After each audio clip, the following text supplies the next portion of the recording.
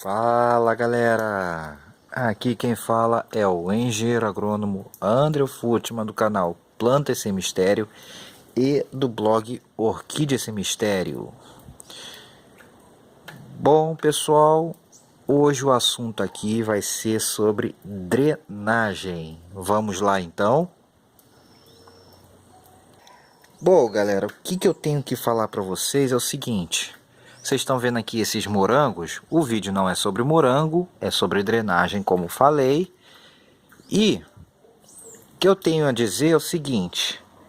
Eu tenho aqui várias plantas, vocês podem ver, ó, em vários tipos de vasos e recipientes diferentes. E como o assunto é drenagem em recipiente, que eu quero falar exatamente isso. Eu já fiz um vídeo mais detalhadamente falando sobre tipos de recipiente. Então eu não vou voltar nesse assunto aqui nesse vídeo, mas eu vou colocar aí o linkzinho lá em cima para quem quiser assistir o vídeo sobre recipiente, onde eu dou um pitaco sobre drenagem. Mas o assunto hoje aqui vai ser mais aprofundadamente drenagem e irrigação em vasos e recipientes. Joia, galera? E no caso de drenagem é o seguinte, qual é a sua importância? Vamos lá? A drenagem, pessoal, a importância dela é basicamente de fazer com que o excesso de água que a gente coloca em nossas plantas escorra.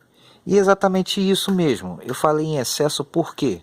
Porque é natural que a gente tende a molhar nossas plantas demais, muitas vezes, botar mais água do que a capacidade do solo em absorver naquele momento.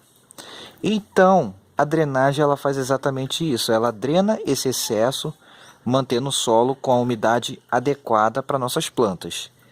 E isso é muito importante, porque um solo mal drenado significa problemas.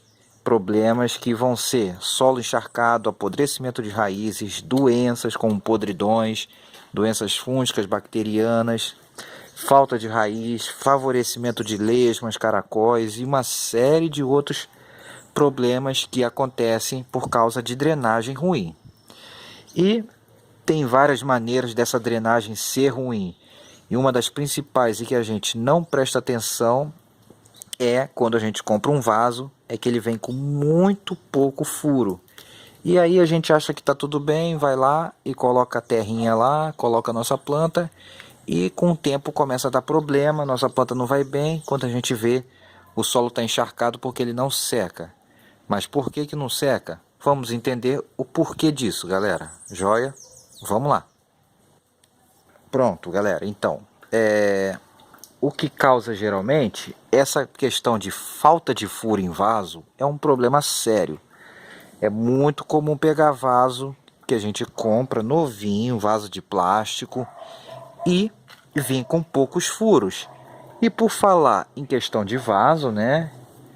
Os vasos de plástico, eles por serem impermeáveis à sua parede, eles não permitem uma boa transpiração, uma troca de umidade para o ambiente, somente pelos furos. Justamente por esse motivo, é necessário que os vasos de plástico tenham um bom número de furos para permitir uma boa drenagem.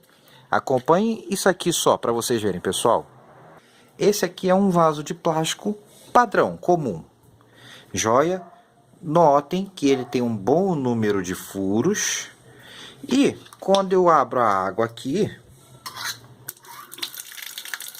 eu boto água aqui, rapidamente, a água drena. A água drena e ó, não fica nenhum encharcamento. Já quando o vaso tem poucos furos e os furos são pequenos, essa água demora mais tempo para passar pelo vaso e ir embora. E aí que mora o problema. Por quê, pessoal? Se o nosso vaso tem pouco furo e a gente mora numa região onde a umidade é predominantemente alta e não somente isso, mas o nosso ambiente costuma chover muito e a ventilação não é tão boa ou tudo mais, vamos ter problema. Principalmente se a gente estiver usando uma terra adubada que a gente compra de baixa qualidade, que seja muito argilosa. Então aí os problemas podem aumentar mais ainda. Principalmente se a gente está cultivando planta que exige solo muito bem drenado. E aí, gente, começa um monte de problema. Aí a nossa planta tá para trás, a gente não consegue manter ela bonita, aí a gente acha que não consegue cultivar, que não sabe, não sei o que. Mas muitas vezes o problema tá acontecendo por causa de falta de furo no vaso, ou seja, falta de drenagem. Então essa é a primeira parte importante quando se trata de vasos, é furos. O nosso vaso tem que ser bem furado. E se for regiões muito úmidas e a gente estiver cultivando planta que exige muita drenagem, como suculentas, rosas do deserto, etc., o nosso vaso tem que estar muito bem furado. Para a hortaliça também é necessário que nossos vasos estejam bem furados. Já para plantas que não necessitam de tanta drenagem, gostam de solo mais molhado, ou estamos em regiões muito secas, como no semiárido, no cerrado, boa parte do ano, e em algumas outras localidades, aí a gente pode talvez diminuir o número de furos do vaso e diminuir um pouco a drenagem, porque aí a gente vai ter um fator ambiental que vai favorecer com que essa água seque mais rápido. Então, nesse caso, pode ser interessante sim diminuir um pouco a drenagem. Mas lembrando que não pode ficar sem ela, porque aí o solo fica encharcado. E solo encharcado é problema. Joia, galera? Então, furos do vaso é o primeiro quesito. Agora, outro ponto importante, vamos lá?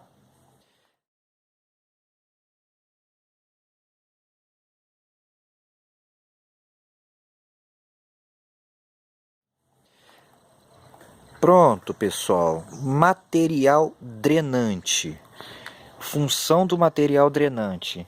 Material drenante é qualquer material grosseiro, de preferência inerte, como por exemplo a brita, como vocês podem estar vendo aqui, a brita, o isopor, por exemplo, é um material drenante, inerte, grosseiro, caco de vaso de barro, caco de tijolo, caco de telha, é um material drenante.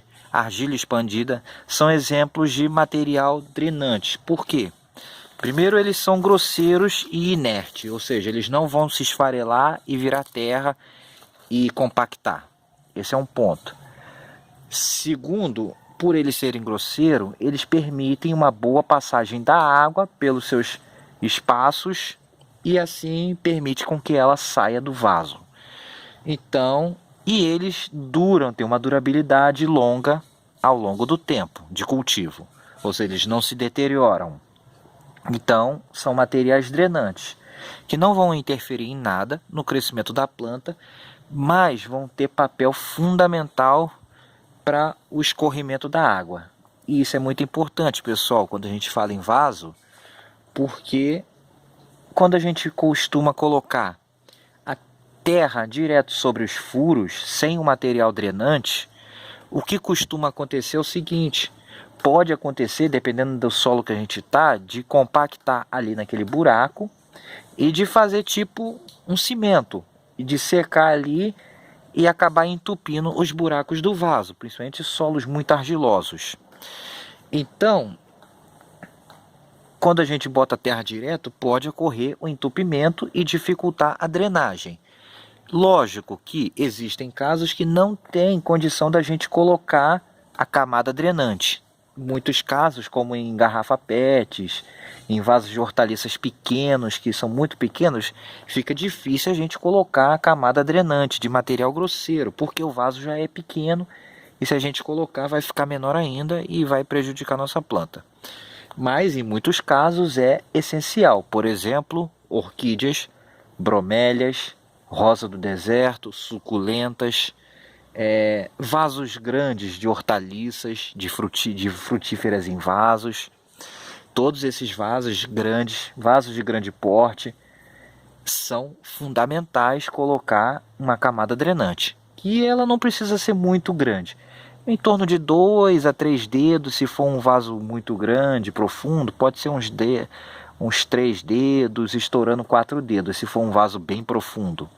Um vaso pequeno, um vaso de orquídea, em torno de 2 dedos de material drenante é o suficiente, galera. Joia?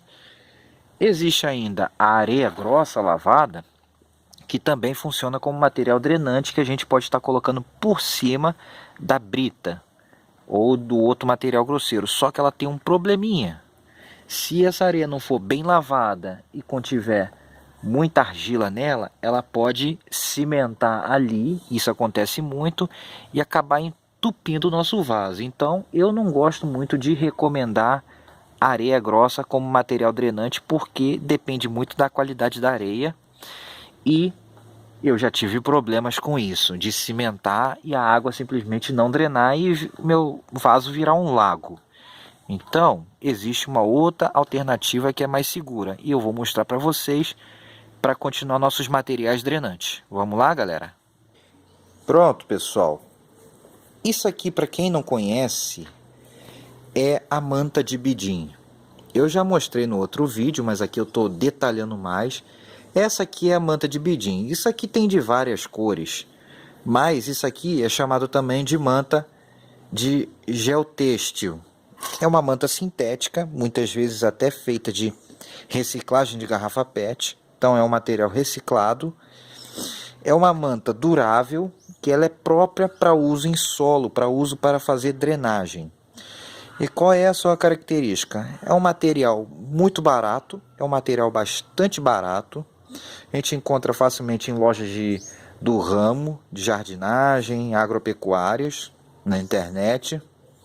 E ela é porosa, ela é bem porosa, como vocês podem ver aqui, ó, contra a luz. Vocês notem que ela é bastante porosa, ó, dá para ver, ela é translúcida. E o que acontece? Ela permite que a